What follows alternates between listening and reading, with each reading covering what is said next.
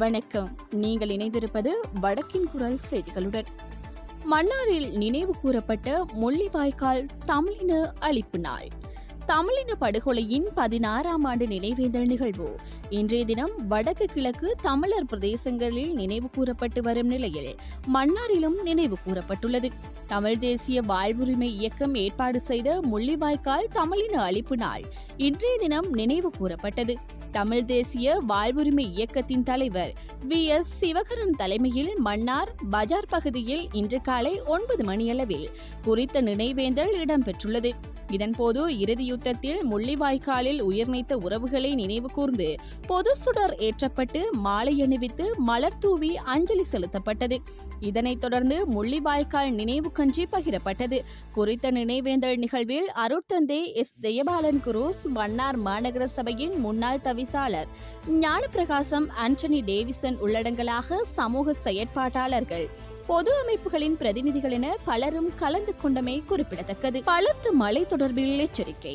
பலத்த மழை தொடர்பில் அடுத்த 24 மணி நேரத்திற்கு செல்லுபடியாகும் வகையில் வளிமண்டலவியல் திணைக்களம் முன்னெச்சரிக்கை அறிவிப்பை வெளியிட்டுள்ளது.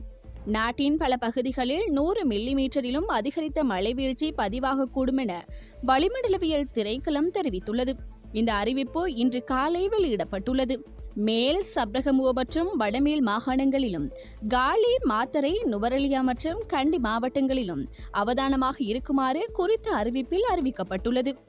நாடு முழுவதும் தென்மேற்கு பருவமழை படிப்படியாக நிலை பெற்று வருவதாகவும் அதன் தாக்கம் காரணமாக இன்று மற்றும் அடுத்த சில நாட்களில் நாட்டின் தென்மேற்கு பகுதிகளில் மழையுடனான வானிலை அதிகரிக்கும் என எதிர்பார்க்கப்படுவதாகவும் வளிமண்டலவியல் திணைக்களம் தெரிவித்துள்ளது. இதன் விளைவாக மேல் சப்ரகமுவ மற்றும் வடமேல் மாகாணங்களிலும் காலி, மாத்தறை, நுவரெலியா மற்றும் கண்டி மாவட்டங்களிலும் சில இடங்களில் 100 மில்லிமீட்டருக்கும் அதிகமான கனமழை பெய்ய வாய்ப்புள்ளதாக அந்த திணைக்களம் மேலும் குறிப்பிட்டுள்ளது. உப்பை கூட சரியாக வழங்க முடியாத அரசு, எதிர்க்கட்சி தலைவர் சுட்டிக்காட்டு. நாட்டு மக்களுக்கு தேவையான உப்பை கூட இந்த அரசால் வழங்க முடியாது போயுள்ளது என்று எதிர்க்கட்சி தலைவர் சஜித் பிரேமதாச தெரிவித்துள்ளார். நாட்டில் தற்போது வினைத்திறனற்ற அரச நிர்வாகமே காணப்படுகின்றது. தற்போதைய ஆட்சியாளர்கள் பேசுவதில் மிகவும் திறமையானவர்களாக இருந்தாலும் மக்களின் பிரச்சினைகளுக்கு அவர்களிடம் பதில்களோ தீர்வுகளோ இல்லை எனவும் அவர் சுட்டிக்காட்டியுள்ளார். மக்கள் பிரச்சனைகளை கேட்டறியும் கிராமத்துக்கு கிராமம், நகரத்துக்கு நகரம் வேலை திட்டத்தின் கீழ் கொழும்பு மல்லிகாராம வீடமைப்பு தொகுதி மக்களுடன் இடம்பெற்ற மக்கள் சந்திப்பில் கலந்து கொண்டு உரையாற்றும் போதே எதிர்க்கட்சி தலைவர் இதனை கூறியுள்ளார். அவர் தெரிவிக்கையில், ஆளும் தரப்பினர் உள்ளூராட்சி சபைகளில் அதிகாரத்தை நிறுவுவதற்கு எதிர்க்கட்சிக்கு உரிமை இல்லை என்று மிரட்டல் விடுத்து வருகின்றனர். தேர்தல் முறைமையின் கீழ் மக்கள் அளிக்கும் வாக்குகளின் அடிப்படையில் அதிகாரத்தை அமைக்கும் உரிமை எதிர்க்கட்சிக்கும் காணப்படுகின்றது. உப்பை கூட சரியாக வழங்க முடியாத அரசின் இந்த அச்சுறுத்தல்களுக்கு ஐக்கிய மக்கள் சக்தி ஒருபோதும் அஞ்சாது. எதிர்க்கட்சிக்கு பெரும்பான்மை காணப்படும் உள்ளூராட்சி சபைகளில் அதிகாரத்தை நிலைநாட்டவும் ஜனநாயக உரிமைகளை பயன்படுத்தவும் ஜனநாயக கட்டமைப்புக்குள் எடுக்க முடியுமான அதிகபட்ச நடவடிக்கைகளை ஐக்கிய மக்கள் சக்தி எடுக்கும் என குறிப்பிட்டுள்ளார். முள்ளிவாய்க்காலில் மிகவும் உணர்வு பூர்வமாக நடந்த தமிழின அழிப்பு நினைவேந்தல் நிகழ்வு. தமிழின படுகொலையின் நினைவு நாளான மே 18 இன்றைய தினம் பல்லாயிரக்கணக்கான மக்களுடன் உணர்வெழுச்சியுடன் முள்ளிவாய்க்காலில் அமைக்கப்பட்ட நினைவு முற்றத்தில் இடம்பெற்றிருந்தது.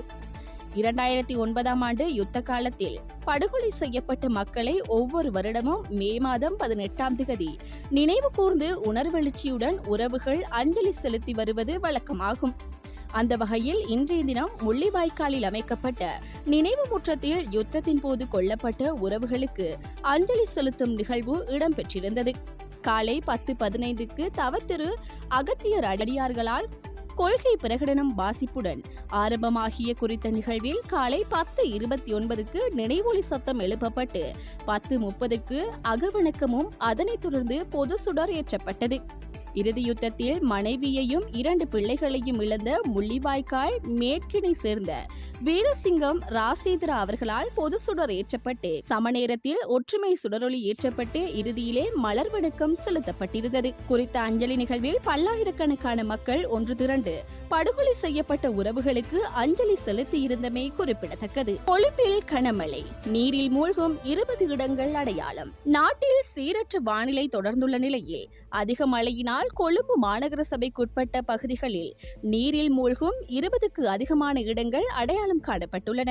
இதன்படி ஆமர் வீதி மற்றும் மருதானே டீன்ஸ் மாவட்டத்தை அண்மித்த பகுதிகளில் அதிகளவில் நீரில் மூழ்கும் இடங்களாக அடையாளப்படுத்தப்பட்டுள்ளதாக கொழும்பு மாநகர சபை தெரிவித்துள்ளது. நீரை வெளியேற்றுவதற்கான வடிகான் கட்டமைப்பை அண்மித்து தீர்மானிக்கப்பட்டுள்ள சட்டவிரோத கட்டுமானங்களே இந்த நிர்மாணத்திற்கான காரணம் என கொழும்பு மாநகர சபை சுட்டிக்காட்டியுள்ளது. தற்போது அடையாளம் காணப்பட்டுள்ள இடங்களை சீர் செய்வதற்கு தேவையான நடவடிக்கைகளை முன்னெடுத்துள்ளதாகவும் கொழும்பு மாநகர சபை மேலும் தெரிவித்துள்ளது. இதேவேளை அடுத்த 24 மணி நேரத்திற்கு பலத்த காற்று மற்றும் மழை வீழ்ச்சி பதிவாகும் சாத்தியம் காணப்படுவதாக வளிமண்டலவியல் திணைக்களம் எதிர்வு கூறியுள்ளது. இத்துடன் வடக்கின் குரல் செய்திகள் நிறைவுக்கு வருகின்றது. தொடர்ந்தும் வடக்கின் குரல் செய்திகளுடன் இணைந்திருங்கள். வணக்கம்.